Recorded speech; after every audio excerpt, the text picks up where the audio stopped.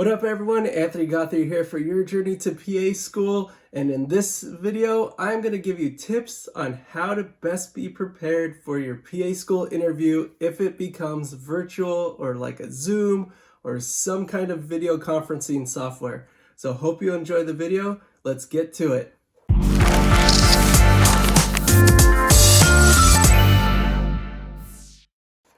Alright, the inevitable is happening.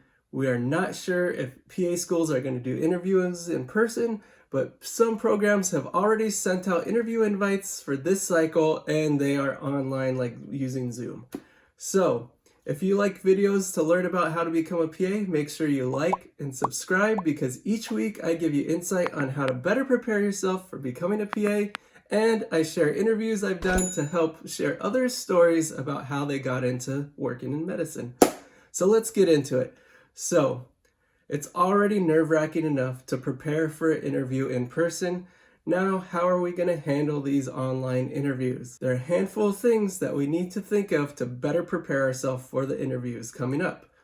Most likely, you're going to receive an email that's going to give you instructions. It's probably going to have the login, website, code, and everything you need to log on. What do we need to really focus on in terms of the technical aspects of being successful during these video interviews? First, make sure your internet connection is solid. The best thing you can do is directly plug into your router, so that way your laptop, computer, whatever you're using has a solid, steady stream of internet connection. If you're using Wi-Fi, make sure that you don't have anyone in the household streaming movies, playing video games, going on TikTok, all that stuff. Who cares if your sister needs to learn this TikTok dance? You getting into PA school is more important, unless your sister is TikTok famous, because then you could pay for your PA school. Either way, make sure your internet connection is solid. The next thing you want to do is check the background. Set yourself up where you're going to have a nice solid background, uniform color, so blank wall. You don't want distractions, colorful things, crazy things in the background that's going to deter the interviewer's attention away from you to some random painting you made in 3rd grade. Don't worry, I don't keep any old paintings from 3rd grade because they're all junk. So make sure they keep the focus on you by having nothing distracted in the background. But how about your lighting situation? The last thing you want is for your Zoom interview to look like you're in the dark, where they don't even see you. You're just like a voice. The best thing you can do is set yourself in front of a window. Hopefully they're interviewing you during the day. A window that gets lots of nice natural sunlight is going to make you look your best. So set yourself up in front of a window, open it up, get that natural light in, and it's going to really help you out. If you don't have any areas where you can do that, set up a lamp to shine it on you, or you're probably young enough to already own 3 ring lights, so just set one of those up in front of your camera and you'll be solid. I have 2 lights. You got your internet connection set. Background is solid, lighting is good. What about your audio? One question I commonly get is it okay for me to rock these big headphones? Or should I do ear pods, small headphones? Should I just use a speaker and mic on my laptop? Well, of course you want to have the best audio quality possible. You want to make sure that your answers are nice and clear and crisp when you deliver those to the interview. So I would go with what can give you the best audio. Hopefully you'll practice ahead of time, kind of work out the kinks of the settings of the lighting, the background, the audio. Ideally, if you could have some sort of headset that usually provides better audio than just your laptop microphone. Now, gaming headsets are pretty good. Bigger ones like this can be helpful. Ear pods and AirPods also have good sound quality. So just kind of play around with it and see which works best for you. Now, as long as your headset, if it's a bigger one, isn't wild colors like hot pink or something, then you should be fine. As long as you're not blocking your face, you're going to be okay. So just kind of practice, see what works best on giving you the crisp audio quality. Now, I'm not saying hop on Amazon and buy the most expensive gamer headset.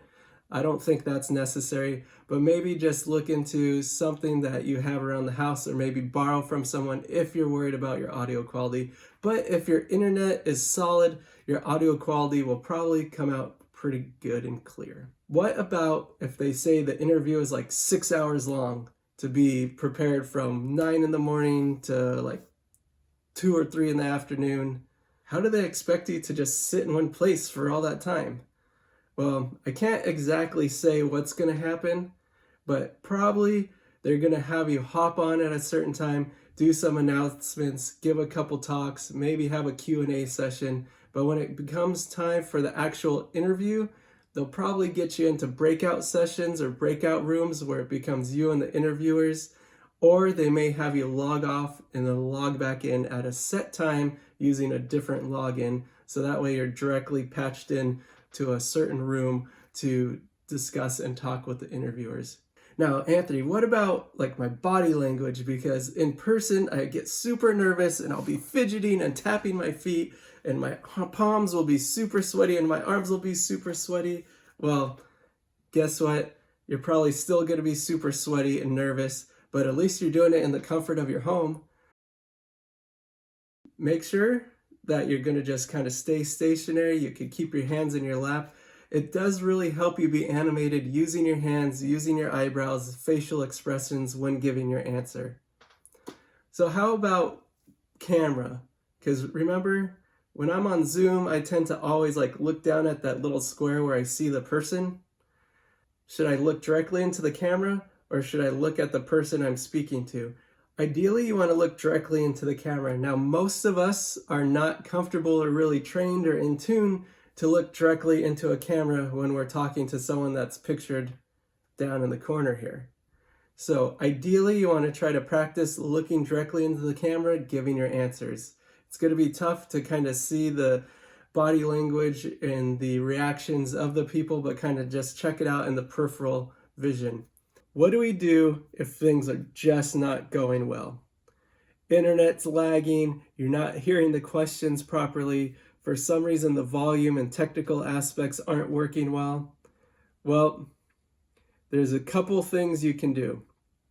Ideally, you're going to try to work out the kinks beforehand. So if they say they're doing Zoom, I would practice and try to use Zoom and get yourself familiar with turning on the audio, turning off the audio, turning on the video, and make sure you understand how to get in and out of the Zoom meeting appropriately, efficiently.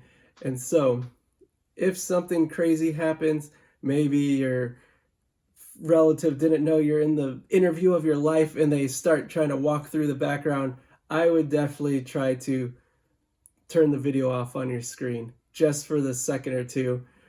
Just, drastic things like that can really throw off the interview if you have someone random walking in the background, something loud happen in the background because your family or loved one is not taking this interview seriously. So make sure you tell everyone, hey, like, go out to eat or go to the park or walk around the neighborhood or something, so I have peace and quiet, solid internet connection for the next hour or however long it's going to be in front of my computer. What if I have to go to the restroom, or what if I need to eat snacks and things like that? And it's not your time to be involved. They'll probably have you turned off or muted, or maybe they'll say log out and then log back in at this hour or this time. So it's safe to say they're probably not going to force you to sit in your chair in front of your computer for 6 hours straight, not eating, not using the restroom or anything like that. Have a glass of water nearby just in case your mouth gets dry or your voice gets hoarse. Warm tea can also be helpful. Just something handy so when you're talking, if something pops up and you need a little sip, then you don't have to worry about powering through it or running to the kitchen to go grab something. All right, guys, I know that's a lot of information, and some of you are thinking, hey, I thought you were going to tell us like tips on how to answer questions for these interviews.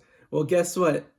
If you like and subscribe, I'll do a part 2 video where I highlight some of the questions that you may be asked and the best answers to give for each question.